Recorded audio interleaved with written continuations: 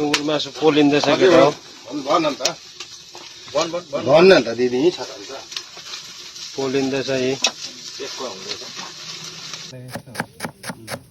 धनियाँ कटाइ फेरि उहाँ चाहिँ ड्राइभरै हुनु हामी एकदम तङमा है साथी र टेस्ट चाहिँ कस्तो रहेछ लु दाजु कहाँ आएको छ तपाईँ स्याटिस पोलिँदैछ यी ओ सबै त्यो निकालेर प्याज खोर्सानी धनियाँ यहाँ चाबी यहाँ छ यहाँ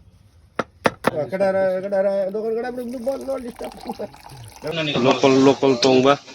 यही फेरि बाँसकोमा छ अस्ति तपाईँहरूले देखिहाल्नुभयो सिल्भरकोमा आज चाहिँ बाँसकोमा छ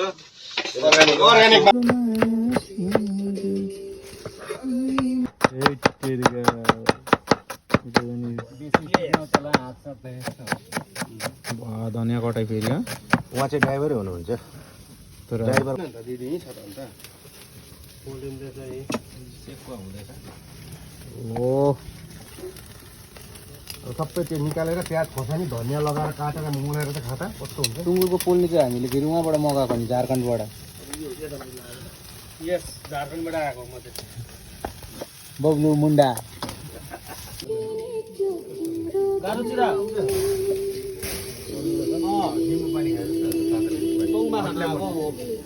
होटल भाइ तोङमा खाँदै गरेको भाइ तानेर देखाइदिए भाइ नघोप्टा मुख त्यहाँ लैजा वाह कालो चस्मा लगाएर चाहिँ तोङबाट रङ रङ रङ रङ रङ रङ तानेर छेउछेउबाट नभएकोहरूलाई चाहिँ हुल त्यो बिचमा गरिसकेको चाहिँ साइड गरेर तातोले भेट्दै गर्छ चिकन चाहिँ कति बेला पकाउने यो पाकेर ढिलो भयो भने चिकन भात चामल खोइ खा कस्तो भएछ भन् बनाएको त मैले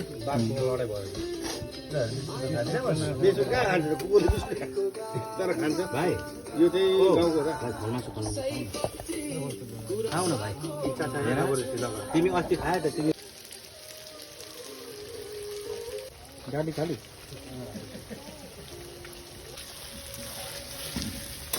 बिना मसला कुन अरे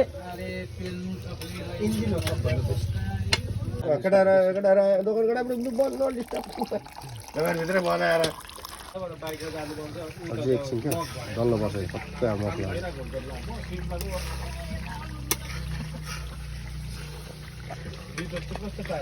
चलाउँदैन यो गाई सुँगुरको मासु हुँदैछ तोङबा सिँगाई यता निकाल्दा उसलाई जान निकाल्नु लोकल तोङबा यही फेरि बाँसकोमा छ अस्ति तपाईँहरूले देखिहाल्नुभयो सिल्भरकोमा आज चाहिँ बाँसकोमा छ अर्ग्यानिक बासमा पोल्दैछ उहाँ चिकन रेडी छ उहाँ होइन एकदम दबाएर खाने आज बिहिबारको दिन अझ छैन सुँगुर मासु पोलिँदैछ केटा हो भन्न त दिदी छ त अन्त पोलिँदैछ यी